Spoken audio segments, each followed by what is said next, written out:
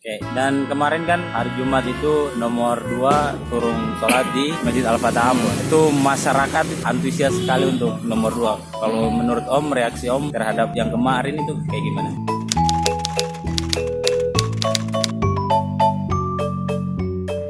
Jangan lupa subscribe dan nyalakan loncengnya.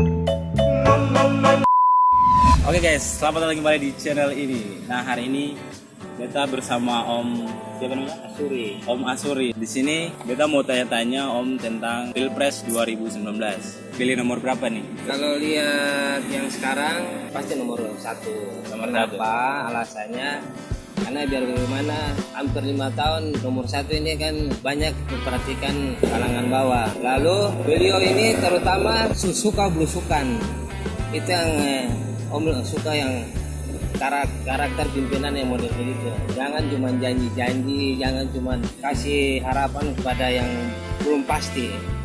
Ya mungkin itu saja yang bisa Om sampaikan, karena nomor 1 kalau terpilih lagi Om syukuri lah. Artinya program yang mungkin ada yang belum terselesaikan, ada yang sudah mau selesai. Buktinya kan di Irian kebanyakan itu kan bukan mau lihat yang lalu-lalu, tapi kan kenyataan Indonesia, khususnya Indonesia Timur kan tidak diperhatikan. Kebanyakan pembangunan itu kan banyak anggarannya itu semua ke bagian barat. Itu Om salah satu inti yang masih ya nomor 1 lah. Artinya sudah ada hasilnya yang bisa dilihat itu. Oke, dan kemarin kan hari Jumat itu nomor 2 turun sholat di Masjid Al-Fatah Ambon. Itu masyarakat antusias sekali untuk nomor 2. Kalau menurut Om, reaksi Om terhadap yang kemarin itu kayak gimana? Ya boleh-boleh saja, namanya juga kan partisan. Artinya yang nomor 2 ini juga termaksud salah satu orang pilihan kan. Terus apalagi dalam militer ya purnawirawan lah. Berarti nomor 2 ya dalam arti bisa ya,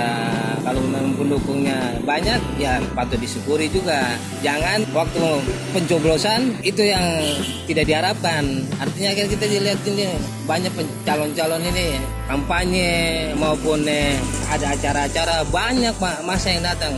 Pada akhirnya nanti pencoblosan banyak yang datang, banyak yang dukung. Jangan sampai di tahap itu saja, ya kan? Oh, iya. Iya.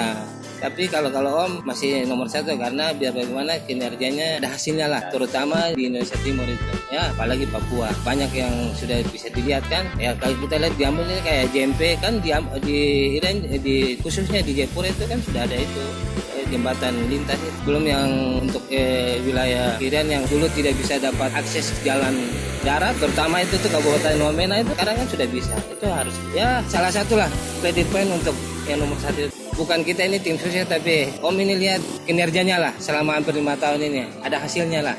Terutama Om suka itu dia punya belusukan itu. Jadi dia tidak cuman ajudan jalan ke sana terus dia harus dikawal. Dia ya, orang bilang merakyat lah. Itu intinya Om suka yang nomor 1. Oke, jadi yang tadi sudah didengar dari Om Asuri bahwa kita lihat pembangunan atau lihat bukti yang sudah terjadi. Setuju? Oke, setuju. Oke. Setuju? Yang muda-muda gimana? Setuju? Atau nomor 2? Biasanya itu yang muda-muda itu lebih suka yang masih energik ya. Nomor 2 itu. Ya. Dan Kalau- tidak ada masalah. Nah, namanya pemilih kan tidak bisa dipaksakan kan? Setuju saja yang mana dong pilih ya silakan. Kan tidak ada pemaksaan. Nah, kalau gitu pesan kesan buat yang golput nanti kalau misalnya ada yang golput. Ya kalau golput ini Om sarankan lebih baik pilihlah. Satu suara hilang itu mempengaruhi juga untuk kedua calon inilah. Artinya juga kan pemerintah juga buang anggaran, kasih anggaran. Loh kenapa kita masyarakat yang sudah pemilih apalagi sudah terdaftar, lah pilihlah. Kan tidak merugikan, tidak ada salahnya. Hak suara, punya hak suara kita harus jalankan. Namanya juga kita ini rakyat, pesta demokrasi kita harus dukung ya. Yang muda-muda jangan kalah dengan yang tua-tua. Oke guys, terima kasih buat Om Asuri yang telah diwawancarai sedikit. Ya, stay tune di channel ini. Oke, bye.